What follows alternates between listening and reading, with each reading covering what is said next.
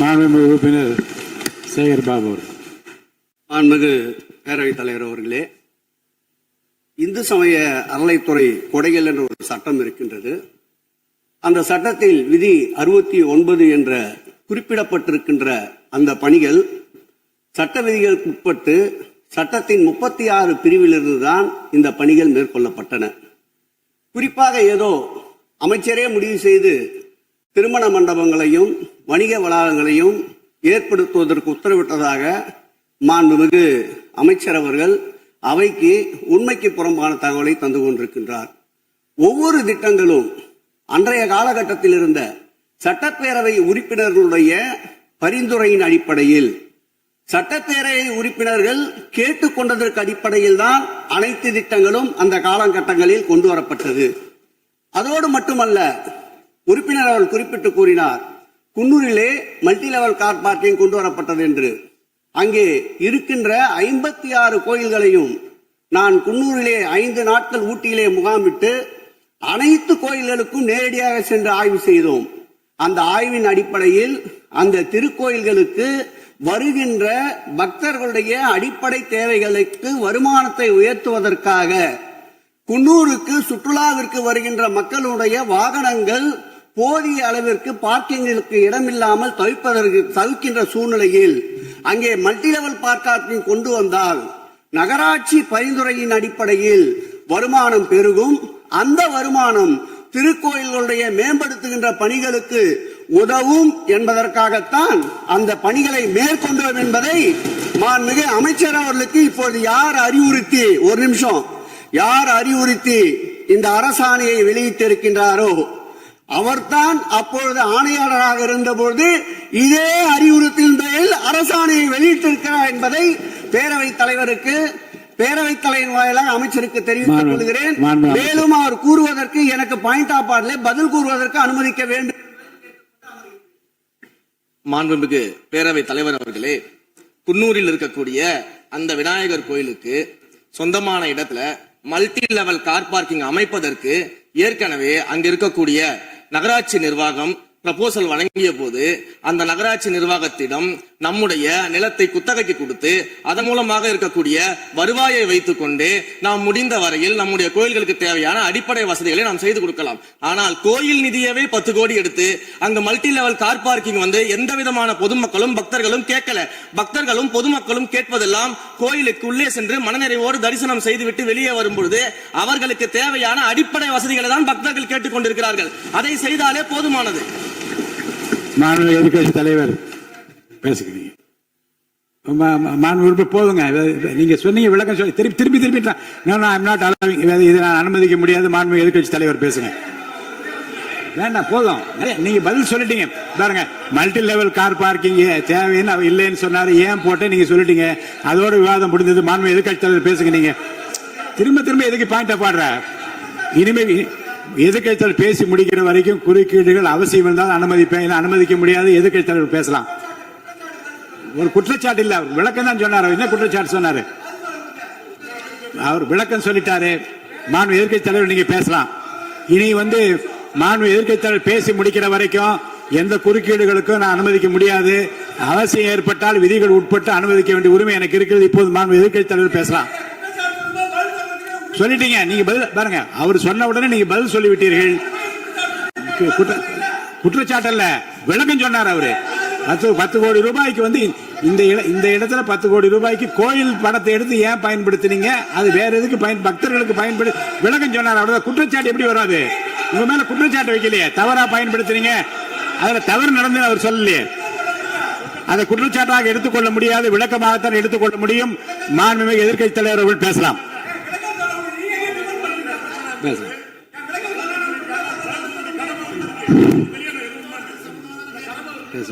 அவை முன்னவர் மாண்பு பேரவைத் தலைவர்களே, அவை முன்னவர்களுக்கான விளக்கத்தை சொல்லியிருக்கிறார்கள்.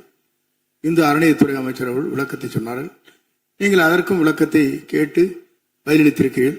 மீண்டும் அவர் சொல்வதற்கெல்லாம் பதிலளிப்பதற்கு அவை நேரமில்லை. மாண்பு எதிர்க்கட்சி தலைவர் அவர்கள்.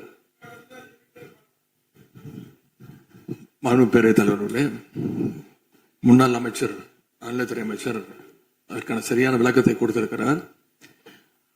10 கோடி ரூபாய்க்கு மல்டி லெவல் கார் பார்க்கிங் அமைப்பதற்கு ஏற்கனவே அங்க இருக்கக்கூடிய நகராட்சி நிர்வாகம் ப்ரப்போசல் வழங்கிய போது அந்த நகராட்சி நிர்வாகத்திடம் நம்முடைய நிலத்தை குத்தகைக்கு கொடுத்து அதன் மூலமாக இருக்கக்கூடிய வருவாயை வைத்துக் கொண்டு நாம் முடிந்த வரையில் நம்முடைய கோயில்களுக்கு தேவையான அடிப்படை வசதிகளை தான் செய்து கொடுக்கலாம். ஆனால் கோயில் நிதியவே 10 கோடி எடுத்து அங்க மல்டி லெவல் கார் பார்க்கிங் கொண்டு வந்தால் இப்போ இருக்கக்கூடிய மாண்பு அமைச்சர் அவர்களும் சில விளக்கங்களை கொடுத்திருக்கிறார். கார் பார்க்கிங் ஃபெசிலிட்டி என்பதும் ஒரு அத்தியாவசிய தேவைதான். அது ஒன்றும் தேவையில்லாத ஒரு, எல்லாருமே இப்போ கார் வச்சிருக்கிறாங்க, கோயிலுக்கு வரவங்க கார்லேயும் தான் வருவாங்க. எனவே அதுவும் ஒரு தேவைப்படுகின்ற ஒரு வசதி தான்.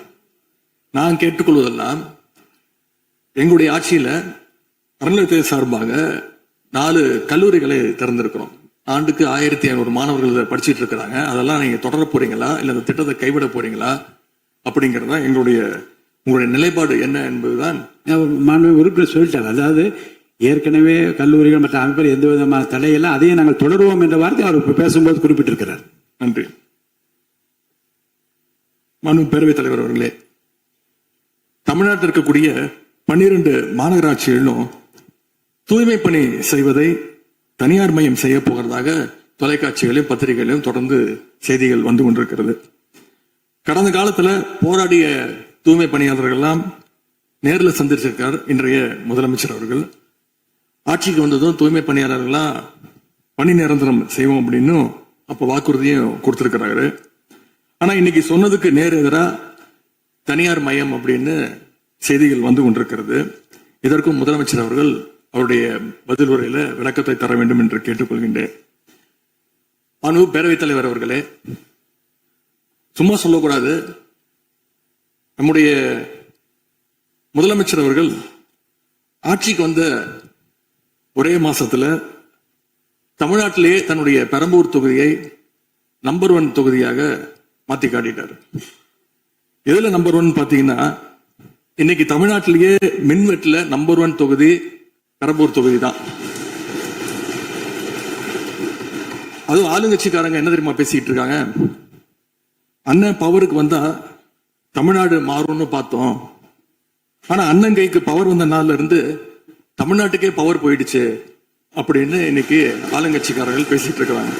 மாண்புமிகு மின்துறை அமைச்சர், மின்துறை மாண்புமிகு பேரவைத் தலைவர் அவர்களே, மாண்புமிகு முதல்வர் அவர்களே, மாண்புமிகு எதிர்கட்சி தலைவர் சொல்றப்ப தமிழ்நாட்டுக்கு ஏதோ மின்வெட்டு இருக்குன்னு சொல்லியிருந்தாரு. நாங்கள் ஒவ்வொரு நாளும் தமிழ்நாட்டில் எங்கெங்க எதனால மின்வெட்டு விழுதுன்னு நம்ம பப்ளிஷ் பண்ணிட்டே வரோம், டேஷ்போர்ட் பப்ளிஷ் பண்ணிட்டே வரோம். அதுல எதனால என்ன காரணம்னு சொல்லிட்டே வரோம். இந்த துறை ஏன் இப்படி இருக்குன்னு நாங்க ஏற்கனவே தெளிவா சொல்லிடுறோம். இந்த துறையோடைய இன்னைக்கு நிதிநிலை அறிக்கையில இந்த துறையில 2.5 லட்சம் கோடி கடன் இருக்கு. அது இல்லாமல் இந்த துறையில எந்தவித இன்ஃப்ராஸ்ட்ரக்சர் டெவலப்மெண்ட்டும் இவங்க கடந்த 5 ஆண்டுகள் 15 ஆண்டுகள் செய்யப்படவில்லை. இது சம்பந்தமாக விரிவான வெள்ளை அறிக்கை விரைவில் வெளியிடப்படும் நம்ம ஏற்கனவே சொல்லிடுறோம். அது இல்லாமல் இந்த துறைக்கு கடந்த 5 ஆண்டுகளா எவ்வளவு பேர் ஆள் எடுத்தார்கள் என்று, எவ்வளவு பேர் வேலைக்கு ஆள் எடுக்கப்பட்டது என்பதையும் நாங்கள் இன்னும் ஒரு சில நாட்கள்ல இதற்கான விளக்கமாக வெள்ளை அறிக்கை நாங்கள் கண்டிப்பாக வெளியிடுவோம். இந்த துறையில் பாத்தீங்கன்னா இப்ப வேக்கண்ட் மட்டும் 70,000 வேக்கண்ட் இருக்கு. இது எல்லாம் சீரமைத்து இந்த ஒரு வாரமாக 10 நாட்களாக மொத்தம் 125 குழுக்கள் அமைக்கப்பட்டிருக்கு. இந்த துறையில நம்ம எதனால இந்த மின்வெட்டுகளை சரி செய்ய 125 குழுக்கள் அமைக்கப்பட்டு 500 பேர் வெளியிலிருந்து கான்ட்ராக்ட் எல்லாம் எடுக்கப்பட்டு எங்கெங்கெல்லாம் மின்வெட்டுகள் இருக்கோ அது சரி செய்யப்பட்டிருக்கு. கடந்த ஒரு வாரமா நீங்க பாத்திருப்பீங்க, ஒவ்வொரு நாளும் எதனால் மின்சாரம் தட்டுப்படுதுன்னு சொல்லி பப்ளிஷ் பண்ணிட்டே இருக்கோம். பொதுவாக குற்றச்சாட்டுகள் சொல்லுவதை தவிர்த்து விட்டு எங்க ஸ்பெசிபிக்கா எந்த நாள்னு சொல்லிட்டு பெரம்பூர்ல அதான் சொல்றோமே, பெரம்பூர்ல எத்தனை முறை மின்சாரம் தட்டுப்படுச்சு, எதனால தட்டுப்படுச்சு, எவ்வளவு நேரத்தில் அது சீர் செய்யப்பட்டது, சரி செய்யப்பட்டதுன்னு பார்த்திருக்கோம். எங்கெங்கெல்லாம் ஃபியூஸ் திருட்டுகள் நடக்கப்பட்டதோ அவர்களெல்லாம் கைது செய்யப்பட்டிருக்கிறார்கள். அதே மாதிரி வேற எங்கெல்லாம் சிசிடிவி இல்லாத இடத்தில் இருக்குதோ அங்கெல்லாம் ரோந்து பணிகள் அதிகரிக்கப்பட்டிருக்கு. கடந்த 10 நாட்களாக எங்கெங்கெல்லாம் தேவையில்லாமல் மின்வெட்டுகள் ஏற்படுத்தப்பட்டதோ, ஓவர்ஃப்ளோ லோடு அதிகமாக அனுப்பப்பட்டு அதெல்லாம் உடனடியாக சீரமைக்கப்பட்டிருக்கு. ஒவ்வொரு நாளும் குறைஞ்சது 50-55 இடத்துல மின்சாரம் தட்டுப்பாடு அங்கங்க மின்வெட்டு ஏற்படுது. சோ அதுல 35 இடத்துக்கு கீழேயாவது 1 மணி நேரத்துக்குள்ள சரி செய்யப்பட்டு வருகிறது. அதுக்கான டேஷ்போர்டுக்கு தெளிவாக எதிர்க்கட்சி தலைவர் பார்த்து விட்டு பேசினால் நன்றாக இருக்கும். மாண்புமிகு முன்னாள் அமைச்சர் மாண்பு உறுப்பினர் செந்தில் பாலாஜி அவர்கள். மாண்புமிகு பேரவைத் தலைவர்களே, எங்களுடைய எதிர்க்கட்சி தலைவர்கள் சொன்னார்கள் மின்வெட்டு சம்பந்தமாக. இப்போதைய அமைச்சர் அவர்கள் அது குறித்து கருத்துக்களை சொன்னார்கள். கடந்த 5 ஆண்டுகளில் சீரான மின் விநியோகத்திற்கு 393 துணை மின் நிலையங்கள் அறிவிக்கப்பட்டு அதற்கான பணிகள் பெரும்பான்மையாக முடிக்கப்பட்டு பயன்பாட்டிற்கு கொண்டு வரப்பட்டிருக்கின்றன. ஒவ்வொரு ஆண்டும் தேவைக்கேற்ப கூடுதல் மின் தேவை ஏற்படுகின்ற பொழுது அதற்கான ஏற்பாடுகள் செய்யப்பட்டு புதிய மின் உற்பத்தி திட்டங்கள் வரை அறிவிக்கப்பட்டு அது செயல்பாட்டுக்கு கொண்டு வரப்பட்டிருக்கின்றன. ஏறத்தாழ 90,000 மின்மாற்றிகள் கடந்த 5 ஆண்டுகளில் புதிதாகவும் பழுந்தடைந்ததையும் மாற்றி சீரமைக்கப்பட்டன. ஒரு அமைச்சர்கள் ஒரே நிமிஷம் சொல்லி முடிச்சார். அதாவது ஒவ்வொரு ஆண்டும் கூடுகின்ற பொழுது மின் தேவை கூடுகின்ற பொழுது அதற்கான ஏற்பாடுகளை நிர்வாக ரீதியாக செய்ய வேண்டியது அரசினுடைய கடமை. ஒரு அரசு பொறுப்பேற்ற பிறகு முதல் முறையாக அந்த அரசினுடைய துறையினுடைய உயர் அதிகாரிகளை அழைத்து ஆய்வு கூட்டங்களை நடத்தி என்னென்ன குறைபாடுகள் இருக்கின்றன அதை எப்படி நிவர்த்தி செய்யலாம் என்பது களையெடுக்க வேண்டியது அரசினுடைய கடமை, துறையினுடைய கடமை. எனக்கு தெரிந்தவரை இதுவரை மின்துறையில் அந்த மின் விநியோகத்தில் இருக்கக்கூடிய துறையினுடைய அதிகாரிகள் ஆய்வு கூட்டங்கள் வரை இதுவரை நடைபெறவில்லை. அதைத்தான் அங்கு பணியாற்றக்கூடியவர்கள் சொல்கின்றார்கள். இப்பொழுது இருக்கக்கூடிய பணியாளர்களை வைத்துத்தான் கடந்த 5 ஆண்டுகளும் மிக சிறப்பாக எந்தவித மின் தடையும் இல்லாமல் சீரான மின் விநியோகம் வழங்கப்பட்டன. எனவே கடந்த காலங்களில் இருக்கக்கூடிய குறைகளை தொடர்ச்சியாக ஒரே கருத்துக்களை முன்வைப்பதை விட இந்த அரசு துறையினுடைய அதிகாரிகளை அழைத்து ஆய்வு கூட்டங்களை நடத்தி கடைமுறை வரை மின் விநியோகம் சீராக எடுத்து செல்வதற்கான முன்னெடுப்புகளை எடுக்க வேண்டும். எங்களுடைய எதிர்க்கட்சி தலைவர் துணை முதலமைச்சராக இருந்த பொழுது அவருடைய சேப்பாக்கம் திருவல்லிக்கேணியிலேயே பல்வேறு மின் திட்டங்களை தங்களுடைய திருக்கரங்களால் தொடங்கி வைத்திருக்கின்றார்கள். அது அனைத்து தொகுதியிலும் அனைத்து மின் திட்டங்களும் சிறப்பாக கடந்த 5 ஆண்டுகளில் நிறைவேற்றப்பட்டிருக்கின்றன. அதையும் நீங்கள் எடுத்து பார்த்து இனி என்னத்தை நீங்க உங்களுடைய பத்திரிகை செய்தியிலேயே கொடுத்திருக்கிறீங்க. 100க்கும் மேற்பட்ட துணை மின் நிலையங்கள் 10,000 கோடியில் பணிகள் தற்பொழுது நடைபெற்று வருகின்றன என்று உங்களுடைய பத்திரிகை செய்தியில இருக்கு. அப்ப இதெல்லாம் கடந்த காலங்களில் தொடங்கப்பட்ட திட்டங்கள். நீங்க எதையும் தொடங்கலன்னு பொத்தாம் பொதுவா சொல்வதை விட்டுவிட்டு என்னென்ன கூடுதலாக நாம் எடுத்துக்கொள்ள வேண்டும் என்பதை கவனத்திலே இந்த அரசு கொள்ள வேண்டும். மாண்புமிகு பேரவைத் தலைவர் அவர்களே, மாண்புமிகு உறுப்பினர் மாண்புமிகு உறுப்பினர் சொன்னப்ப சொன்னாரு அறிவிப்புகள் நிறைய செஞ்சிருக்கோம்னு. கடந்த ஆட்சியில் அறிவிப்புகள் மட்டும்தான் செஞ்சிருக்காங்க, எதையும் செயல்படுத்தவில்லை. அது இல்லாமல் அவர் சொல்லியிருக்கிறார் நாங்கள் அது சம்பந்தமாக வெள்ளை அறிக்கை 2 நாள்ல வெளியிடுவோம். நீங்க அமைதியா இருக்கலாம், 2 நாள்ல அது சம்பந்தம் வெளியிடுவோம். அது இல்லாமல் 90,000 டிரான்ஸ்பார்மர் வாங்கியதாக சொல்லியிருக்கிறார். அதில் 44,000 டிரான்ஸ்பார்மர் வாங்கியதற்கான சிபிஐ வழக்கு பதிவு செய்துள்ளது. அதுல அவங்க வாங்கின லட்சணம் எந்த லட்சணத்தில் அந்த டிரான்ஸ்பார்மர் வாங்கப்பட்டது அப்படின்னு தெரியும். அது இல்லாமல் அதற்கு முன்னால் இருந்த மின்சாரத்துறை அமைச்சர் அங்கே அமைதியா உட்கார்ந்து இருக்கிறார். முன்னாள் இருந்த மின்சாரத்துறை அமைச்சர் அமைதியா உட்கார்ந்து இருக்கிறார். இது தேவையற்ற விவாதத்தை எழுப்ப வேண்டாம். 2 நாட்கள்ல வெள்ளை அறிக்கை வெளியிடப்படும். அதற்கப்புறம் அதற்கப்புறம் மின்சாரத்துறை மானிய கோரிக்கை சம்பந்தமாக அடுத்து மின்சாரத்துறை மானிய கோரிக்கை வரும்பொழுது தெளிவாக பேசிக் கொள்ளலாம். ஏற்கனவே நீங்கள் செஞ்ச எல்லாமே எவ்வளவு தூரம் டிரான்ஸ்பார்மர் வாங்குனீங்க எல்லாமே சிபிஐல 3 வருடம் கடுமையான போராட்டத்திற்கு அப்புறம் சிபிஐல வழக்கு இருக்கு. எல்லாம் விரிவாக மின்சாரத்துறை மானிய கோரிக்கை எப்ப பேசிக்கலாம். 2-3 நாட்களில் வெள்ளை அறிக்கை வெளியிடப்படும், அப்போது பேசிக் கொள்ளலாம். வழக்கு விசாரணை உள்ளதை பற்றி மாண்பு அமைச்சர் பேசியது நீக்கப்படுகிறது. லட்சணம் என்ற வார்த்தை நீக்கப்படுகிறது. மாண்பு எதிர்க்கட்சி தலைவர் அவர்கள் இதை குறுக்கீடுக்கு அனுமதி இல்லை. மாண்பு எதிர்க்கட்சி தலைவர் இன்னைக்கு அவங்க பேசி முடிக்கணும். அவங்க பேசி முடிக்கணும். மாண்பு எதிர்க்கட்சி தலைவர் சரி விடுங்க. என்ன சொல்லுங்க, சீர்கமா சொல்லுங்க. மாண்புமிகு பேரவைத் தலைவர் அவர்களே, மாண்புமிகு அமைச்சர் அவர்கள் கடந்த 15 ஆண்டுகளாக என்று ஒரு வார்த்தையை சொல்லியிருக்கிறார்.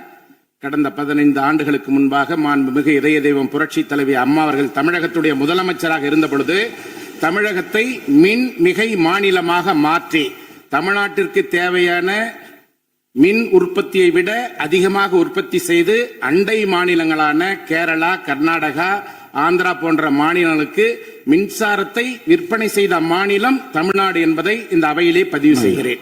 எல்லாம் வெள்ளை அறிக்கை வருகிற போது எல்லாம் வெட்டு வெளிச்சமாகிவிடும். அதுக்கப்புறம் பேசுங்க, நீங்க பேசுங்க. எதிர்க்கட்சி தலைவர் அவர்கள்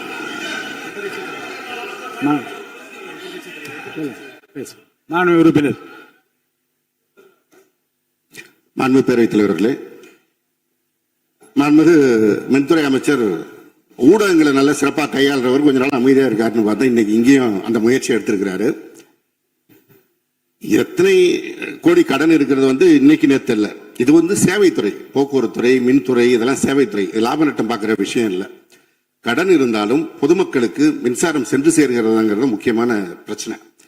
கடந்த 5 ஆண்டுகள்ல இந்த பிரச்சனை இல்லாம இதே கடனோடு இதே ஊழியர் பற்றாக்குறையோடு தான் செயல்படுத்தினோம்.